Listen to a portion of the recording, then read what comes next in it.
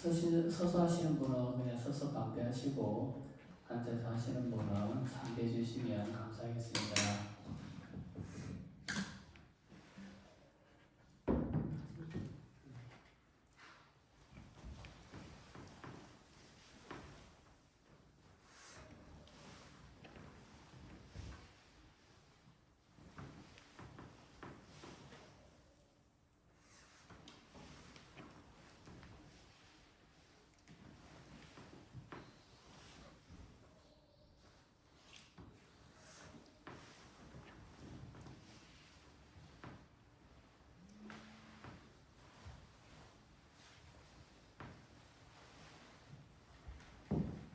네, 모두 자리에 착석해 주시기 바랍니다.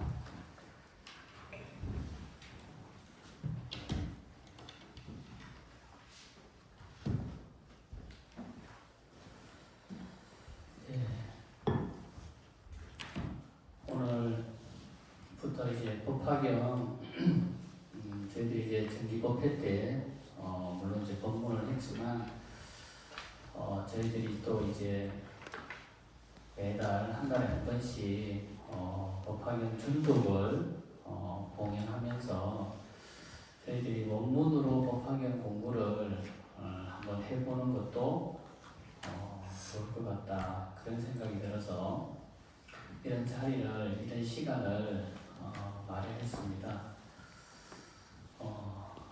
이제 이런 시간을 또 많은 분들이 또 부탁을 하셨고 이런 시간이 있었으면 좋겠다고 해서 이렇게 했는데 또 이제 다들 이제 또 피치 못할 또 사정으로 인해서 또 이렇게 참석하지 못하고 그런 부분들은 조금 많이 안타깝고 많이 좀 바쁘더라도 이런 좀 소중한 시간을 내어서 함께 참석해서 이 자리를 빛내주시면 좋을 텐데 그러지 못한 분들이 있어서 조금 안타깝습니다. 그렇지만 또 이렇게 공부에 대한 또 부처님 가르침에 대한 것을 알고자 하는 분들이 또 단 한 분이라도 계신다면 또 이런 자리가 또 필요하고 또 있어야 되지 않을까 그런 생각이 듭니다. 오늘 첫날인데요. 저희들이 여러분들 책을 나눠드리고 혹시 이때 서문도 한번 읽어보셨어요? 네. 오늘 저희들이 서문을 한번 제가 먼저 설명을 드리고 시작할까 합니다. 왜냐하면 제가 이 책을 펴내면서 이 어떤 마음으로 제가 이 경전을 편찬하고 또 어떤 마음으로 또 여러분들과 함께 이 법화경 기도를 했으면 하는 마음 그런 마음들이 책을 펴내며라고 하는 서문에 들어 있습니다. 그래서 서문을 먼저 한번 보고 그리고 본문으로 넘어가도록 하겠습니다. 7페이지 펴주시기 바랍니다. 이제 7페이지 앞에가 이제 5페이지가 이제 법보시죠, 그죠? 네, 그래서 이 법보시랑도 마찬가지예요. 제가 누구에게도 법보시 책을 받아봤지만 저희들이 여러분들에게 나눠드린 것처럼 이렇게 앞편에 이름을 쓰고 또 이렇게 준 데도 한 군데도 없고 또 이렇게 받는 것도 제가 알기로는 없는 걸로 알고 있습니다. 그래서 여러분들 이름 한 분 한 분의 이름을 써서 이 책은 바로 평생 내가 의지하고 내가 기도하고 내가 평생 수행하면서 살아가야 될 내가 마음으로 몸과 마음으로 의지해야 될 경전 그것을 우리는 소위경전이다 그래요. 소위경전. 소위라고 하는 것은 내가 의지해야 될 바 평생 내가 의지해야 될 부처님의 말씀 경전 그런 뜻이 소위경전이다 이렇게 이야기합니다. 그래서 이제 스님들 경우도 그런 게 있죠. 스님은 소위경전이 뭡니까? 이렇게 이야기하면, 그래서 우리 조계종 같은 경우는 종단에서 소위경전이라 하면 이제 금강경을 소위경전이다 이렇게 이야기하죠.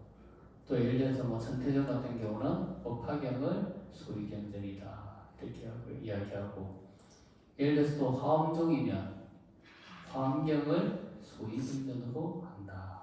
그런데 종단에서 그 종파마다 정한 소위경전이고, 이제 그것을 표준으로 제시한 거죠, 그죠? 표준 소위경전은 조계종은 금강경으로 하면 좋겠다.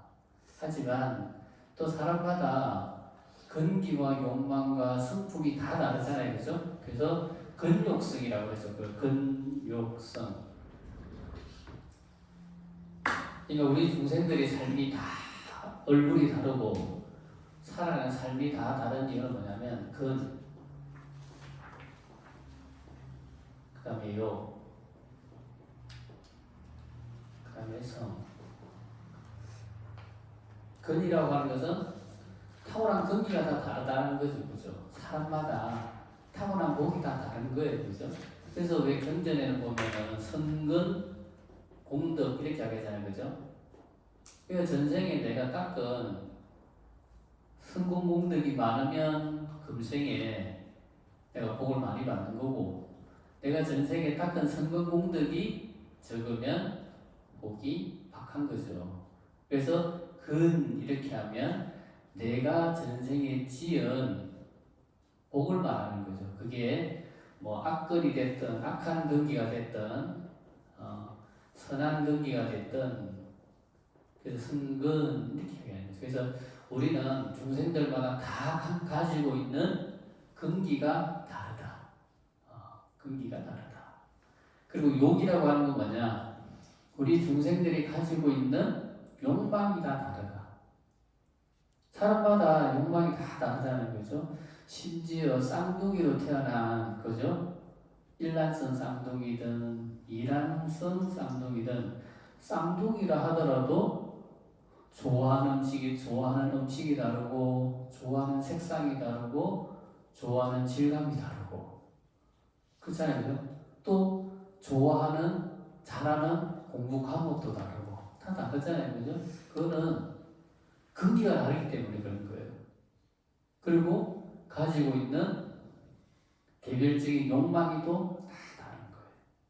그리고 타고난 성격, 성질 부분도 다 다른 거예요.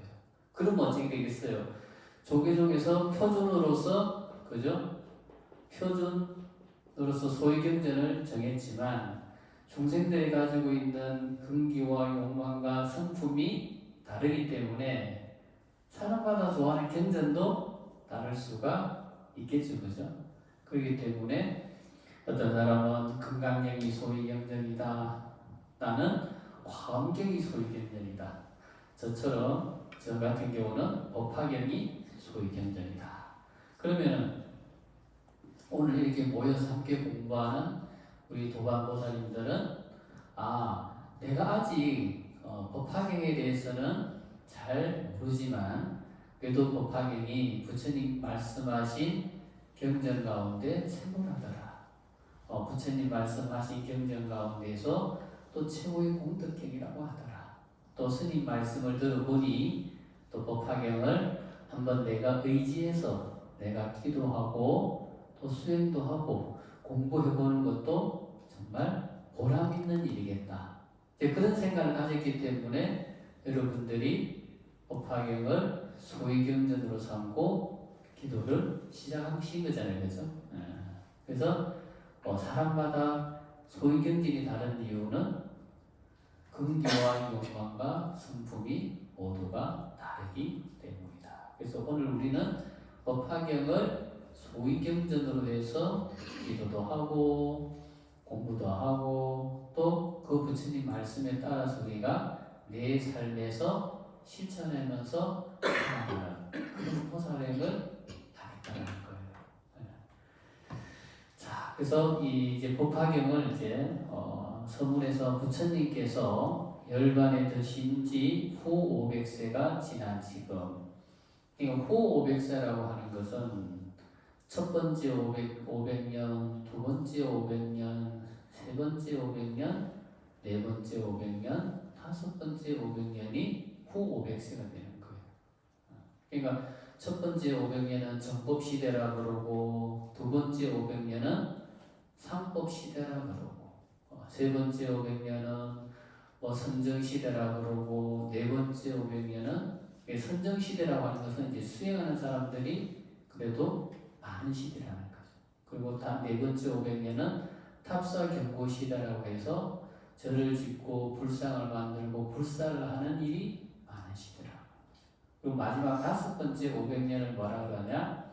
말법 시대에 접어들었다. 이렇게 얘기하는 거예요. 그러니까 이 시대가 되면 정법도 없고 상법도 없고, 상법이라고 하는 건 뭐냐면 우리가 이제 싸이비 할 때 사자가 비슷하다는 말이잖아요, 그죠? 그 상이라는 말도 뭐냐면 정법에 가장 가까운 시대가 상법 시대라는 거예요. 그런 상법 시대도 지나갔고, 그리고 선정 해탈 시대, 그러니까 선정을 닦고 수행을 하면 해탈할 수 있는 그런 시대도 지나갔고, 그리고 또 네 번째 500년은 또 많은 사람들이 절을 짓고 도량을 건립하고 부처님 모시는 정강을 짓고 또 부처님을 모시고 탑을 건립하고 하는 그런 탑사를 짓고 하는 그런 시대가 한 번 이렇게 크게 성행한다라는 거죠.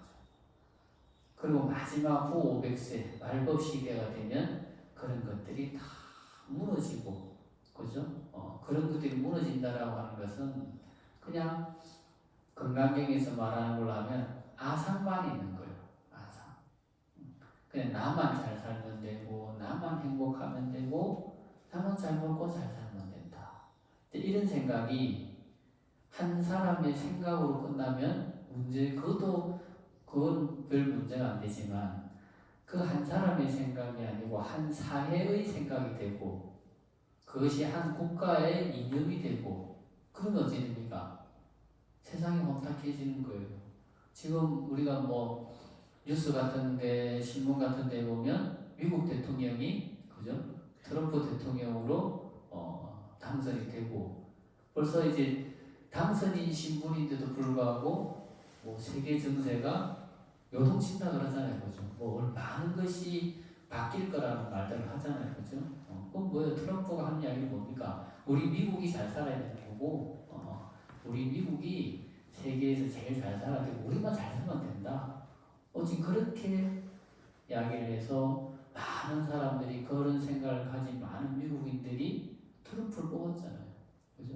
그럼 어찌 돼요? 그만큼 세상이 혼란스러워지고 어려워지는 거예요.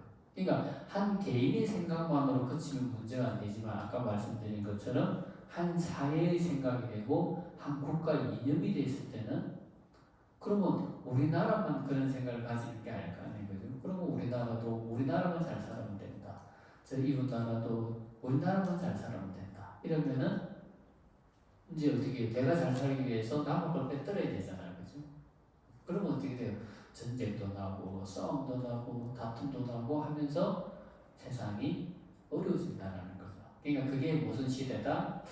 말법 시대가 되면 그런 시대가 된다는 거죠. 그러면 이제 종교의 역할이라고 하는 것이 뭐냐?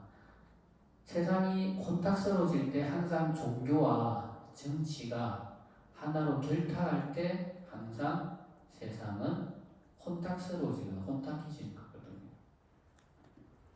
그러니까 정치와 종교는, 정치는 정치의 길이 있는 거고 종교는 종교의 길이 있는 거예요. 그러니까 정치가 못하는 거를 종교가 해야 되는데, 종교와 정치 구분이 무너지면은 그것이 하나가 한 덩어리가 되고, 그게 되면은 사회가 더 혼탁스러워지는 거예요. 왜 그러면 종교가 썩으니까. 그죠? 그러니까 말법 시대가 되면 자꾸 그런 시대가 된다는 거예요. 그래서 후 500세가 지난 지금 세상은 오탁악세라고 할 수 있습니다. 그래서 법화경 방평품 제2에 보면 모든 부처님들께서는 중생들을 가엾게 여기시기 때문에 항상 오탁악세 세상에 출연하신다고 말씀하시고 계십니다. 이 오탁이란 급탁, 번뇌탁, 중생탁, 견탁, 명탁을 말합니다. 그러니까 급탁이라고 하는 게 제일 먼저 나왔잖아요. 그죠? 그러니까 오탁악세가 되면 급탁이 된다는 거예요. 급탁이라고 하는 것은 그 세상이, 우리가 살아가는 세상이 전쟁, 기아, 질병, 천재지변 이런 것들이 자꾸 생겨나면 세상이 그만큼 힘들고 어려워지고 살기 힘든 세상이 된다는 거죠. 그러니까 우리가 뭐 농사 짓는 분들 하는 말씀 중에 그런 말이 있잖아요. 그죠? 농사의 반은 날씨가 안다고. 그렇잖아요. 그죠? 사람이 하는 거는 그게 이제 조금의 노력을 더하는 거고, 이 세상의 농사는 날씨가 안다라는 거예요. 아무리 농부가 노력을 기울인다 하더라도 세상의 날씨가 안 따라주면 농사 잘 짓기 어렵잖아요.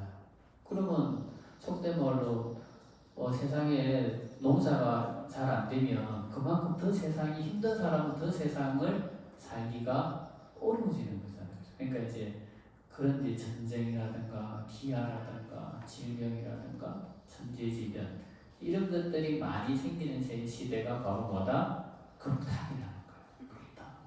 그럼 급탁이라는 세상이 되면 중생들이 어떻게 되겠어요? 번뇌탁. 괴로운 거예요. 아니 살기가 편해야 중생들이 마음이 편안하거든요. 명자님 같은 사람은 뭐라 그랬냐면 일반 범부 중생은 항산이 있어야 항심이 된다 그랬어요. 항산이라고 하는 게 뭐냐면 항이라고 하는 것은 항상하다, 일정하다. 산이라고 하는 것은 일정한 생산성. 그러니까 말하자면 우리 지금 현재로 치면 일정한 직업을 말하는 거예요. 일정한 직업, 일정한 일, 그게 항산이에요.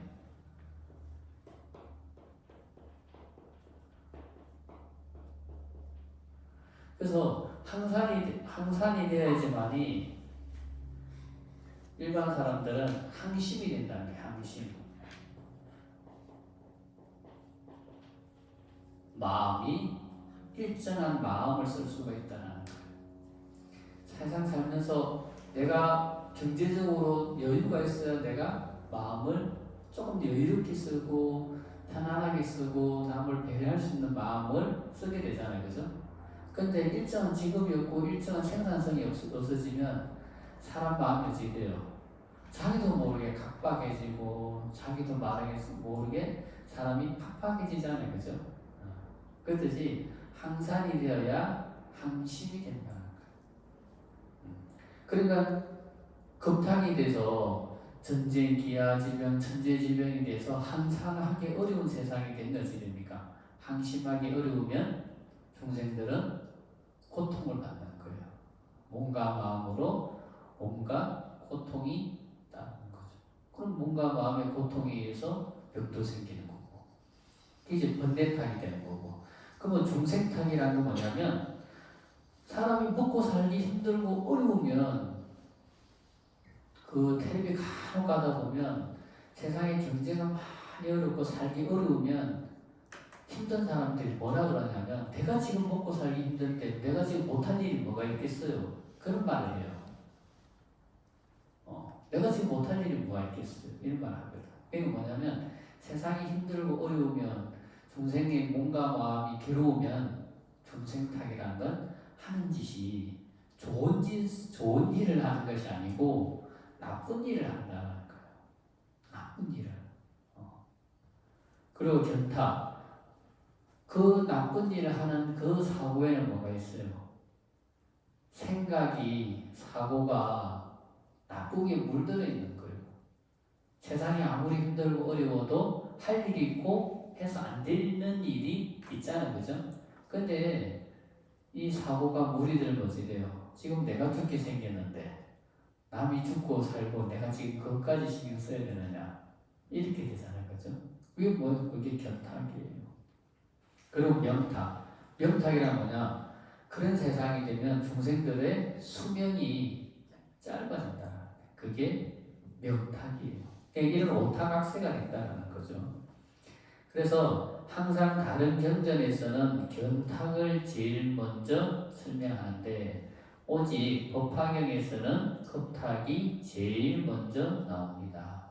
그 때문에 부처님께서는 겁탁이 되면 세상이 혼란스러워지고 중생들이 업장이 두터워서 한탐, 질투 등에서 벗어나지 못하며 그렇기 때문에 온갖 불승근이 성취된다라고 말씀하시고 있습니다.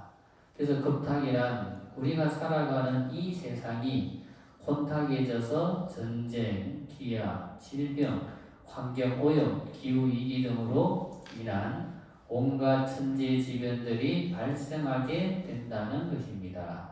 이 사바세계는 물질로 이루어진 세계이기 때문에 인간이 공간이라는 환경의 영향에서 벗어날 수가 없습니다. 그런데 우리가 살아가는 환경이 전쟁, 기아, 질병, 그리고 기아, 환경오염, 기후위기로 인한 온갖 천재지변이 일어나게 되면 우리 중생들의 인간성은 오염될 것이며 무거운 본내는 더욱 가중될 것이며 중생들은 더욱 나쁜 짓을 일삼을 것이며 그래서 모든 것을 자기 중심적인 생각으로 세상을 대할 것이며 인간의 수명은 더욱더 줄어들 것입니다. 자, 이런 오탁으로 점철되어 가는 사바세계에서 우리가 믿고 의지할 것은 오직 부처님의 가르침뿐이며 부처님의 위실력을 붙잡고 이 사바세계를 악착보살처럼 살아가야 할 것입니다. 그럼 이 악착보살 우리 그런 말 하잖아요. 참 저 사람 악착같이 산다. 악착같이 산다 이 말 하잖아요, 그죠? 악착이라는 게 뭡니까? 이 악물고 산다는 거잖아요, 그죠? 이 악물고 그게 악착인데 그럼 악착보살은 뭐냐?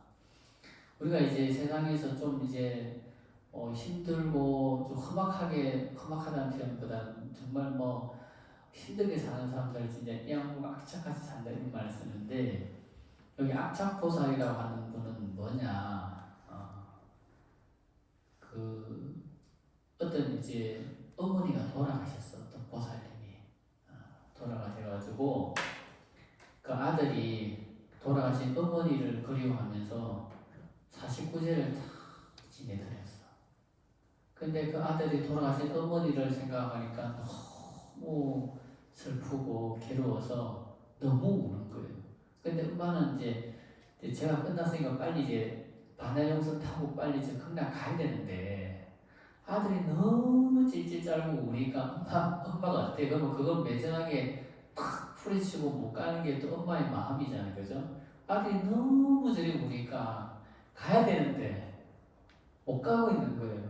그래가지고 그걸 뿌리치고 이제 돌아서서 반야용선 타러 갔더만 그래서 일로암보살님과 지장보살님이 모는 반야용선이 출발을 해버린 거예요. 배가 극락으로 가는 배가. 그러니까 그 보살님이 나 태워가라고 나 극락 가야 되는데 배가 좀 늦어서 늦게 와서 그런데 나 태워가라고 지장보살님 저 태워가세요 막 그렇게 하니까 어떤 사람이 밧줄 하나 배를 다시 바꾸 못하니까 그 반야용선에는 줄을 하나 던져줬다는 거예요. 요즘 같은 공명조끼 같은 하나 탁 던져줬는데 이거라도 잡고 오라고. 그랬더만 그 엄마가 그 줄 하나를 팍팍 잡고 정말 온갖 힘을 다 써서 그냥 진짜 악착같이 그거 하나 붙잡고 극락세계 갔다라는 거예요. 그래서 극락세계 갔으니까 그나마 악착보살이 된 거지. 가다가 고해에서 그냥 그것을 놓쳤으면 그냥 못 가는 거예요, 그죠? 그러면 우리가 이 세상을 어떻게 살아야 되는 거예요? 그 악착보살처럼 부처님 줄이 동안줄이라 생각하고, 그죠?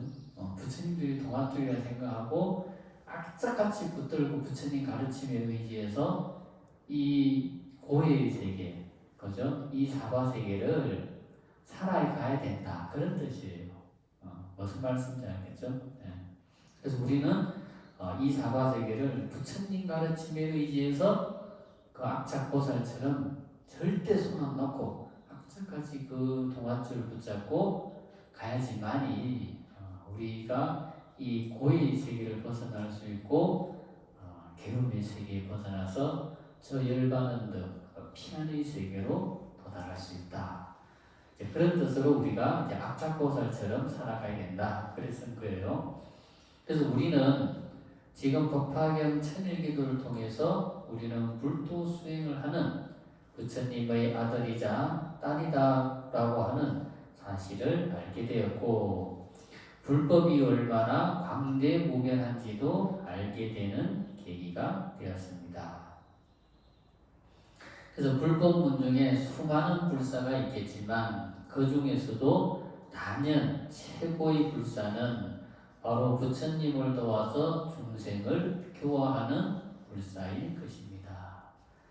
그래서 우리가 이제 절 짓는 것도 중요하고 부처님 모시는 것도 중요하고 탑을 모시는 것도 중요하고 그런 것도 중요하지만 우리가 제일 중요하게 생각해야 되는 것은 부처님 가르침을 전하는 것을 제일 중요하게 생각해야 된다는 거예요. 제일 중요하게. 만약에 아무리 큰 절을 지어놓고 아무리 훌륭한 법당에 부처님 모셔도 그 부처님 모실 스님이 없다거나 그 부처님을 시봉할 우리 불제자가 없다면 고래등 같은 집이 뭘 필요하며, 그죠? 외로이 혼자 있는 부처님 얼마나 더 쓸쓸하고 외롭겠어요, 그죠? 그러니까 다 중요하지만 우리가 부처님 법을 전하는 것을 더 중요하게 생각해야 된다. 그러니까 중생을 교화하는 것 중에 그것도 최고의 불사다. 그래서 중생을 교화하는 불사일 것입니다.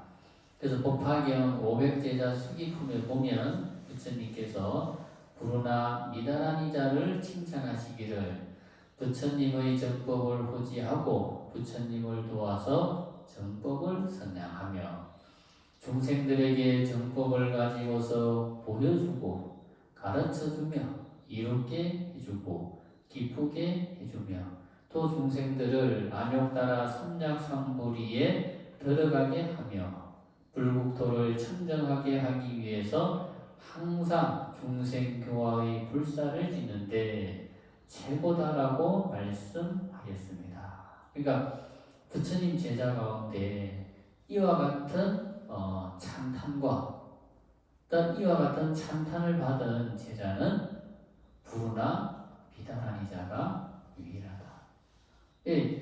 이런 부처님으로부터 이런 찬탄을 받고 이런 찬사를 받은 이유는 뭐다? 부르나 미다라니자가 부처님을 도와서 중생을 교화하는 일을 자기 일생의 최우선으로 삼고 중생들에게 부처님 가르치는 전하는 일을 자기 목숨 바쳐서 했다는 거예요. 그래서 부처님께서 이런 찬탄을 하시는 거예요.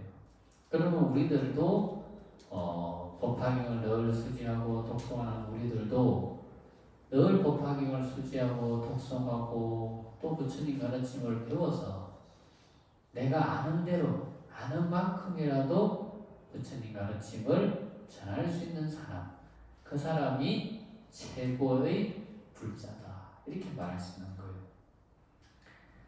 자, 이처럼 시방세계 불보살님들이 설하신 수많은 경전이 있고 본사 서가모니 부처님께서 설하신 8만 대장경이 있지만 그 중에서도 모든 경전 가운데 왕이라 할 수 있는 법화경을 간행하는 불사에 동참해 주신 우리 법계사 신도님들에게 너무나 감사하고 고맙다는 말씀을 올립니다.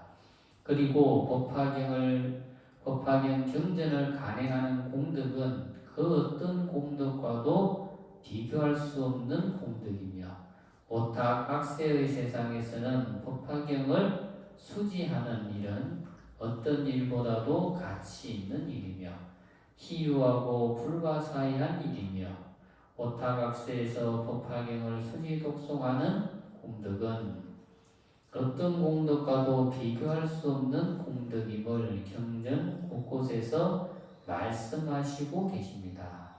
법화경 신의 품에서는 법화경의 가르침을 만나는 것은 마치 한량없는 보배를 구하지 않았는데도 불구하고 저절로 얻어지는 것과 같다고 말씀하고 있고 또 법사품에서는 부처님의 한량없는 복덕과 지혜로서 자기 자신을 아름답게 장엄하는 일과 같다고 말씀하시고 계신다. 그러니까 우리는 이 법화경을 수지하는 그 자체가 뭐냐?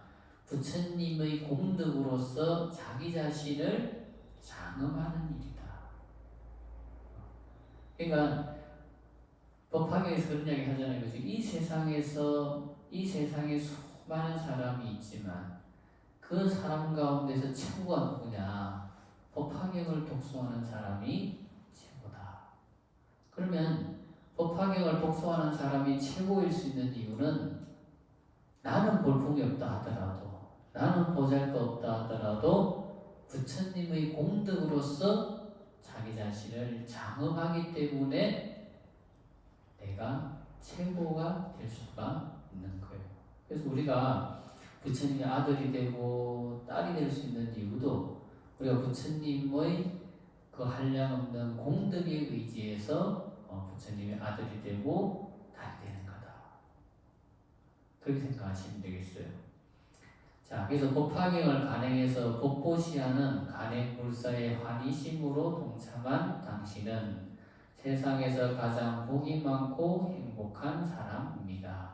그대의 공덕으로 많은 사람들이 일승묘법연화경의 불가사양 공덕과 미실력에 의지해서 불도 수행을 하는 부처님의 아들과 딸로서 모든 괴로움의 속박에서 해탈하여 영원한 행복을 얻기를 대우주 부처님의 이름으로 기도하겠습니다.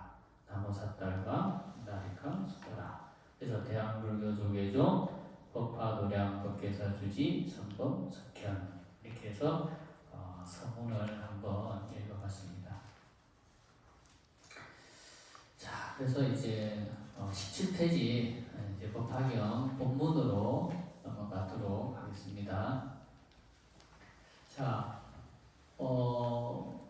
우리가 이제 기도할 때마다 나무사딸마 푼다리카 수드라라고 하는 문구를 참 많이 암송을 하는데 그 나무사딸마 푼다리카 수드라는 인도 산스크리트 원어로 나무 사딸마 푼다리카 수드라. 그러니까 이게 이제 우리 말로 번역이 된 산스크리트 원어고 또 원래 또 인도에서 뭡니까 우리말로 번역 안 된 산스크리트 언어는 조금 발음이 조금 달라요.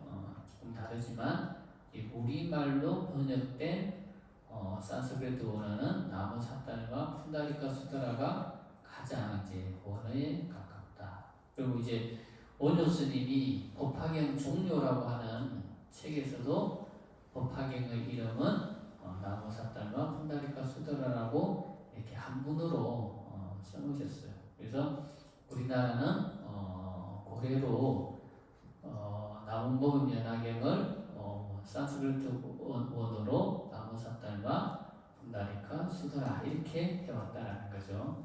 그러니까 이제 나무 사딸마 푼다리카 수다라는 나무 묘법 연화경의 이제 원어다 이렇게 생각하시면 되겠습니다. 그러면 이제 나무묘법 연화경이라는 말을 한번 보면 나무라고 하는 말은 우리가 귀하다, 부처님께 귀합니다 그런 뜻이 돼요. 그 우리가 예불문에 보면 지심, 김영래 이렇게 얘기하잖아요. 그죠? 그러니까 지신 김영래라고 하는 뜻이 바로 나무의 뜻이다. 이렇게 생각하시면 이해하기가 편하다. 그래서 나무라고 하는 것은 지극한 마음으로 귀의합니다. 그러면 이제 나무묘금연화경은 번역하면 요법연화경에 지극한 마음으로 귀의합니다. 이런 뜻이 되죠. 그 묘법, 이제 묘법이라고 할 때 묘는 뭐냐? 묘라고 하는 말은 불가사의하다. 그런 뜻이 있어요. 불가사의하다. 그래서 묘법이라고 하면 지극히 불가사의한 법. 왜냐하면 법화경 이전에는 부처님께서 이제 설하신 말씀 가운데 일천제는 성불하지 못한다. 그럼 일천제는 뭐냐? 오역제를 지은 사람은 성불하지 못한다. 이렇게 얘기했거든. 그럼 오역제가 뭐냐? 아버지를 살해한 사람, 어머니를 살해한 사람, 그리고 부처님의 몸에 피를 낸 사람. 요즘 같으면 불상을 목을 자른다거나 뭐 부처님을 뭐 훼손시키는 그런 행위도 해당이 되는 거죠. 그리고 네 번째가 뭐냐면 화합성가를 파괴하는 죄. 그리고 다섯 번째가 이제 아라한을 죽인, 아라한을 시해한 죄. 이렇게 해서 오역죄를 지은 사람들은 부처님께서 성불하지 못한다고 했거든. 그리고 또 여인은 성불할 수 없다. 또 축생도 성불할 수 없다. 이렇게 이야기했는데 법화경에 와서는 어때요? 법화경에 와서는 일천제라고 하는 오역죄를 지었던 사람 한 사람 있잖아요. 법화경 안에서. 누구예요? 제바닥다. 제바닥다는 부처님이 제자였지만 제바닥다는 많은 죄를 지었어요.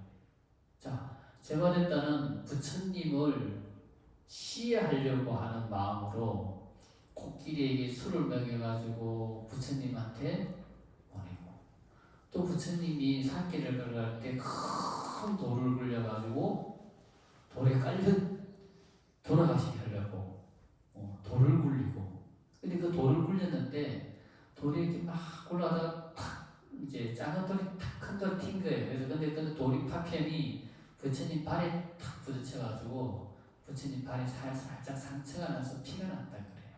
이건 뭐예요? 부처님 몸에 피를 내게 한 사람이라고 했잖아요. 그죠? 죽이려 부처님이 시해하는 사람. 그러니까 또 하나 죄를 지었죠.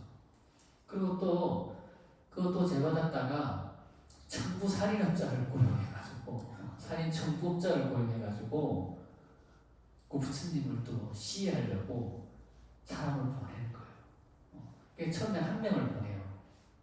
한 명을 딱 보내. 그럼 한 명을 보내면 또 한 명을 따라가서 또 보내. 그 한 명을 뒤따라 한 명은 뭐냐? 부처님을 시해하고 돌아오는 그 사람을 증거를 없애기 위해서, 살인을 막기 위해서 또 보내는 거예요. 이런 식으로 한 처음에 2명 보내고 4명 보내고 8명 보내고 16명 보내고 16명까지 보내나? 보내거든요. 근데 갈 때마다 부처님한테 다 교화를 받아서 다 부식 제자가 되는 거예요. 그러니까 부처님을 시야로 보내면 항공차사야. 사람을 보내는데 뭐 성공을 했다는 둥, 뭐 실패를 했다는 둥, 뭐 와서 이야기하는 사람이 없어. 아, 그럼 실패했구나.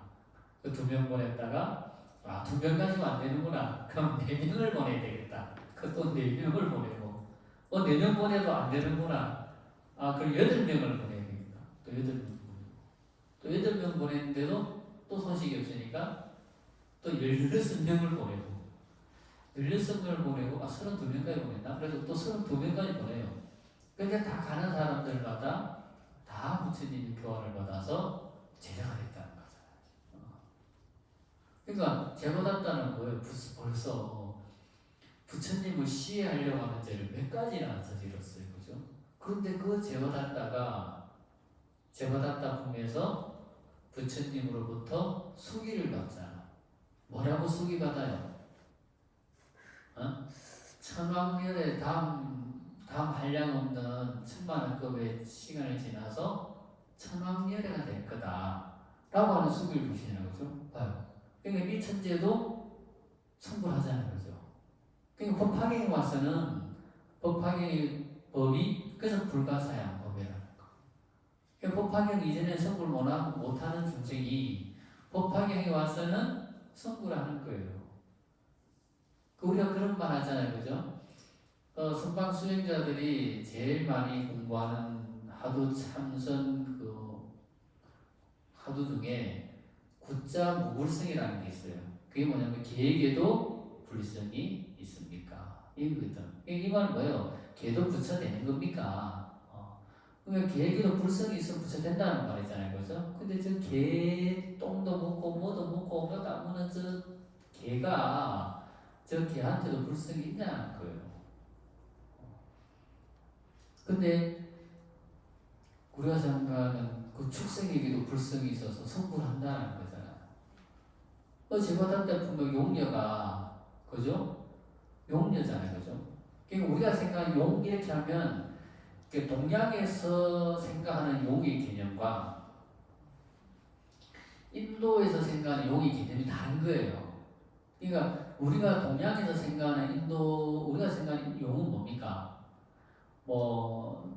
어룡이 됐든, 이무기가 됐든, 500년, 1000년씩까지 안 죽고, 수행을 해가지고, 성천에서 용이 된다 그러잖아요. 그죠? 그러니까 그런 용은 이제 여의주를 가지고 성천하는 거잖아요. 그죠? 그런 용인데, 저 인도의 부처님 경전에 보면, 거기서 말하는 용은, 우리 법화경에서 8용이 나오잖아요. 그죠? 발란타부터가 나오는데, 사카라 용부터 나오는데, 거기 용은 용족이 따로 있다는 거예요. 용이라고 하는 용족이. 그래서 용족에서 태어나면 용이 되는 거예요. 근데 태어난다고 해서 다 용족으로 태어난다고 해서 다 용은 용이로 다 여의주를 가진 용은 아닌 거지. 여의주를. 근데 그 중에 여의주를 가진 용도 있고, 여의주를 못 가지는 용들도 있지만 그래도 용이라는 거지. 근데 우리 제바다타품에서 나오는 용녀는 뭘 가지고 있어요?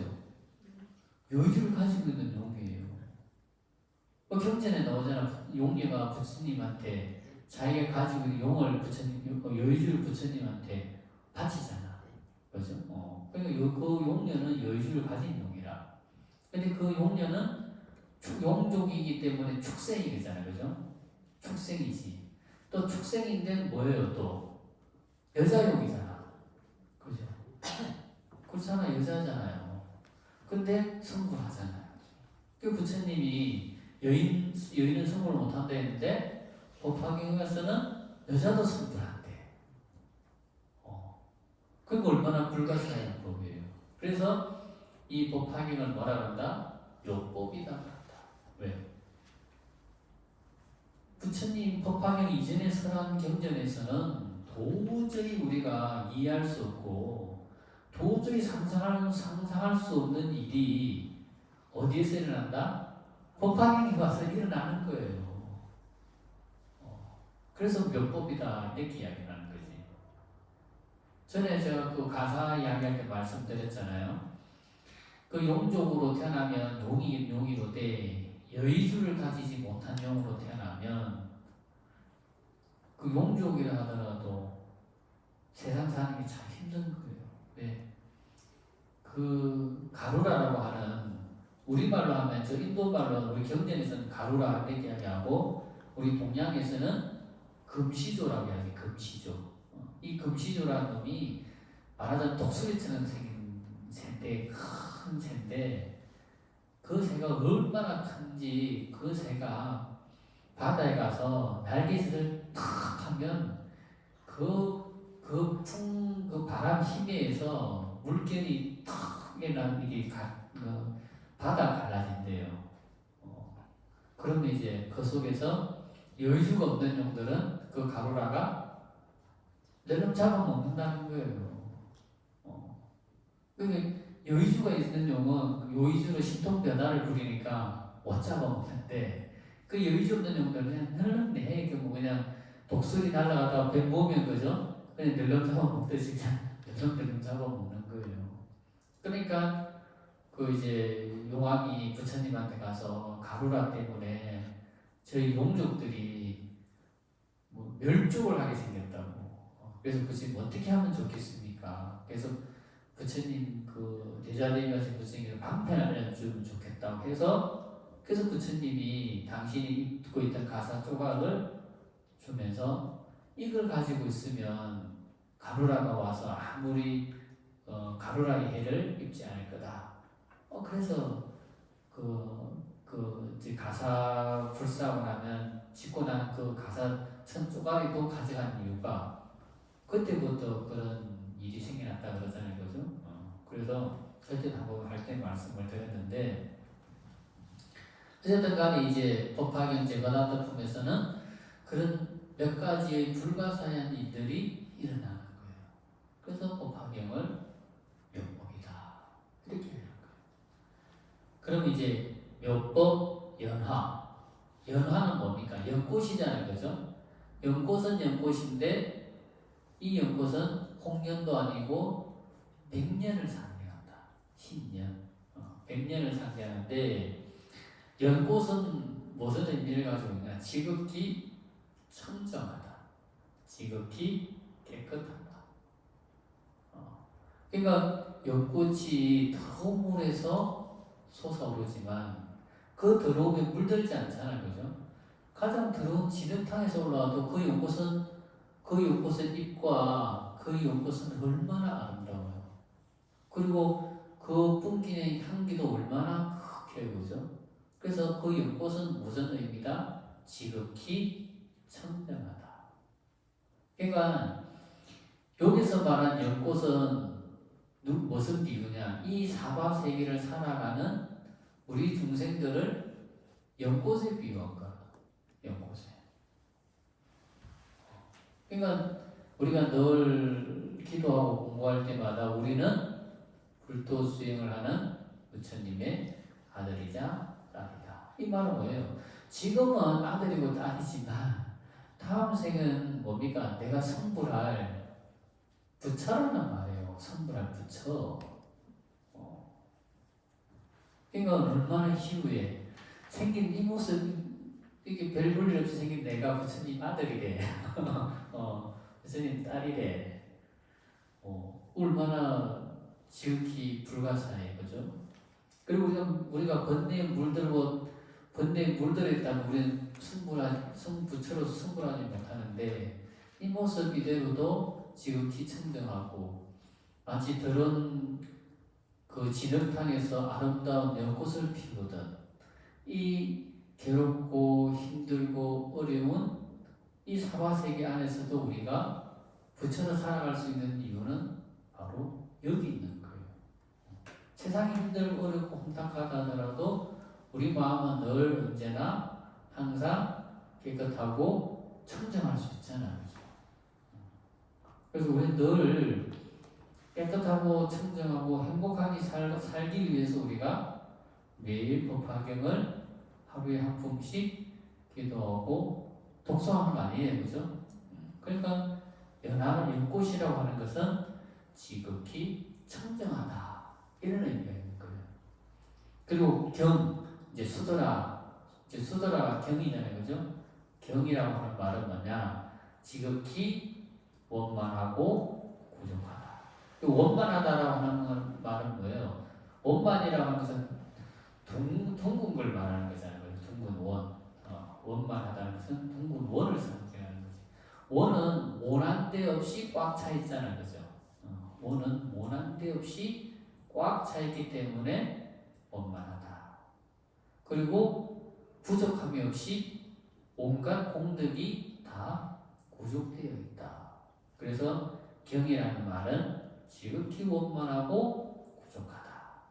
그러니까 그 속에는 뭐가 구족되어 있는 거예요? 부처님 말씀이 하나도 빠짐없이 하나도 모자람이 없이 그 속에 다 원만하고 부족하게 다 다 갖추어져 있다. 그런 뜻으로 경이라고 한다는 거지. 원래 경은 이제 우리가 수더라라고 한다고 했잖아요. 그죠? 나무 삿달과 분다 그러니까 수더라 할 때 그 수더라가 경인데 원래 수더라라고 하는 말이 뭐냐면 이거예요. 우리말 이런 말 있잖아요. 그죠? 구슬이 스말이라도 끼어야 복이다. 그러면 부처님 말씀이 아무리 훌륭하고 거룩하고 좋은 말씀이라 하더라도 그 말씀을 이렇게 책으로 엮어놓지 않으면 어찌 되겠어요? 다 흩어지고 없는 거예요. 구슬이 아무리 보배라도 그거 끼워놔야 그 보배지. 그거 안 끼워놓으면은 그거 잃어버리고 못 찾거든. 아무 쓸모가 없는 보배가 되잖아요. 그죠? 그렇듯이 부처님 말씀을 이렇게 책으로 만들어서 이렇게 딱 흩어지지 않게끔 구슬 깨듯이 딱 끼워놔야지 완벽한 부처님 말씀이 되는 거예요. 그래서 경전이라고 하는 그 뜻은 뭐다? 부처님 말씀이 원만하게 갖춰져 있고 하나 모자람 없이 다 갖추어져 있다. 그런 뜻으로 원만하고 부족하다. 이렇게 이야기하는 거예요. 그럼 이제 나무 삿달과 분다라니까 수다라가 됐든 나무, 묘법, 연화경이 됐든 이제 어떤 의미가 들어있는지 조금 이해되시죠? 그죠? 네. 그래서 나무, 묘법, 연화경은 지극히 불가사의하고 지극히 청정하고 지극히 원만하고 부족된 그 부처님 말씀에 귀합니다. 이런 뜻이 되는 거예요. 자, 서품. 서품은 그 부처님 법화경 이야기라고 해서 보내드린 거 읽어보셨어요? 그 서품이라고 하는 것은 이제 시작이다 하는 뜻이 시작. 우리가 이제 논문 쓰면 서론, 본론, 결론, 그죠? 머릿말 그랬잖아요, 그죠? 그러니까 서품이라고 하는 것은 머릿말. 논문으로 치면 서론. 서품이라고 하는 말은 더 다른 말로 하면 제일 첫 번째 시작되는 품. 그래서 이제 서품이다 이렇게 해요. 그래서 이제 숫자도 제1 이렇게 붙여놨어요. 자, 여기까지 하고 한 10분 쉬었다가 이어서 또 공부하도록 하겠습니다.